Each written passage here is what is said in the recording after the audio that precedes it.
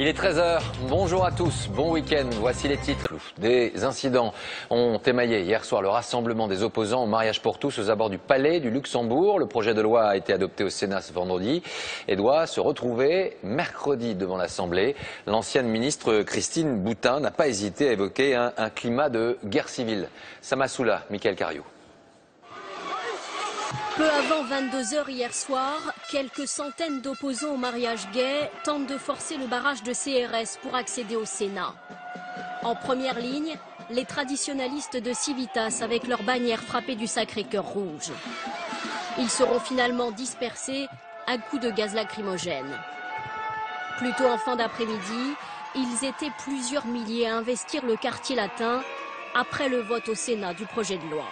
Je viens parce que je suis insupportée par le gouvernement qui veut passer en force un projet de loi alors que le calendrier législatif a été complètement bouleversé. Parce que je commence à en avoir marre qu'on nous mente sur les chiffres, qu'on fasse passer des lois de toute urgence comme s'il y avait un besoin de se précipiter pour changer la société.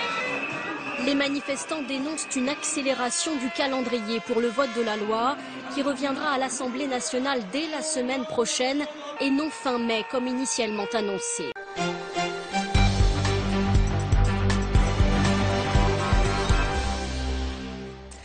Bonjour à tous, merci d'être avec nous dans l'actualité de ce samedi. Les opposants au mariage pour tous ne désarment pas. Nouvelle manifestation hier soir. Ils dénoncent un passage en force après la brusque accélération du calendrier.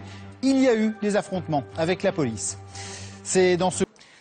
La colère des opposants au mariage homosexuel, plusieurs milliers d'entre eux ont encore manifesté hier soir au quartier latin à Paris. Ils dénoncent un passage en force. Le gouvernement a en effet décidé d'accélérer le calendrier en avançant de plusieurs semaines l'examen du texte à l'Assemblée en deuxième lecture. La fin du rassemblement a été marquée par des affrontements avec la police. Laurence Naon. Au cri de dictature socialiste, des opposants au mariage gay tentent de gagner le Sénat par la force. Le face-à-face avec les gendarmes est tendu, gaz lacrymogène contre barrières de sécurité projetées par des manifestants.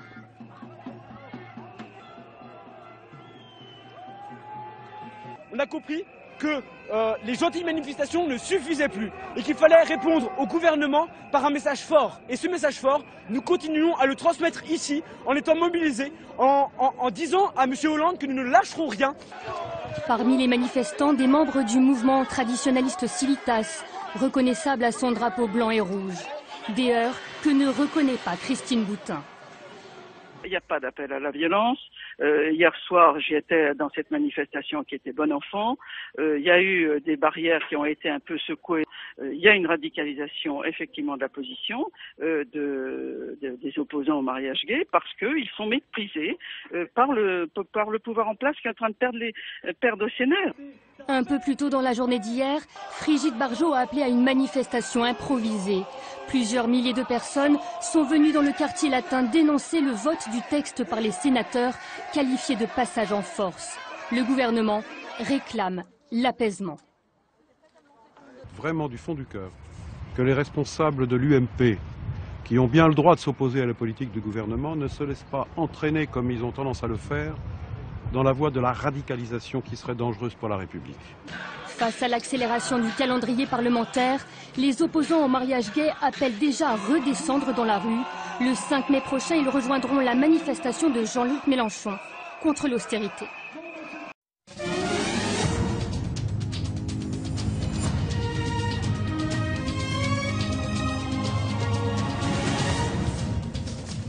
Madame, monsieur, bonjour. Autre temps fort de l'actualité de ce samedi, les manifestations contre le mariage pour tous. Les opposants se sont montrés particulièrement virulents hier soir devant le Sénat après l'adoption du texte. La loi viendra en deuxième lecture à l'Assemblée dès mercredi, plutôt que prévu donc, et l'accélération du calendrier a suscité de vives réactions. On fait le point avec Armel Hanou et Frédéric Mignard. Ils étaient plusieurs milliers aux abords du Sénat jusque dans la soirée, comme la veille, comme mercredi prochain, comme promettent-ils jusqu'à l'abandon du texte. Pas forcément opposés à l'union civile de couples de même sexe, ils rejettent en revanche adoption, procréation médicalement assistée et surtout gestation pour autrui. Ils défileront à Paris le 5 mai, le même jour, mais pas à l'appel ni dans le même cortège que Jean-Luc Mélenchon. pour faire reculer cette loi scélérate, qui est une loi qui vise en réalité à créer des rapports marchands dans le domaine de la procréation humaine, en clair à se faire du business sur le dos des enfants. Et ça, c'est vraiment honteux. Et on se rejoint là-dessus, voilà. Le mouvement se veut apolitique et pacifique, même si l'exaspération et la colère montent. Sur l'aile droite, le vocabulaire se durcit. Dans un tweet, Christine Boutin parle de guerre civile. Et en fin de manifestation, malgré les appels à la dispersion, les forces de l'ordre et les lacrymogènes, les porte-drapeaux de Civitas, les militants irréductibles, refusaient de quitter la place. Quant à Harlem Désir, le patron du Parti socialiste qui tient son conseil national aujourd'hui, il s'en est pris à l'UMP, lui reprochant de cautionner par son silence les violences des opposants au mariage pour tous. On l'écoute. Je dénonce le silence assourdissant de l'UMP, de M. Copé, et même la complicité et les termes inacceptables avec lesquels s'est exprimé M. Jacob, qui a de fait semblé justifier de tels comportements. Que l'on dise qu'il y aura du sang, comme l'ont déclaré certains des organisateurs de ce mouvement. Cela ne peut pas être toléré dans la République. Donc j'appelle aujourd'hui la droite, l'opposition, à montrer qu'elle a le sens des responsabilités républicaines.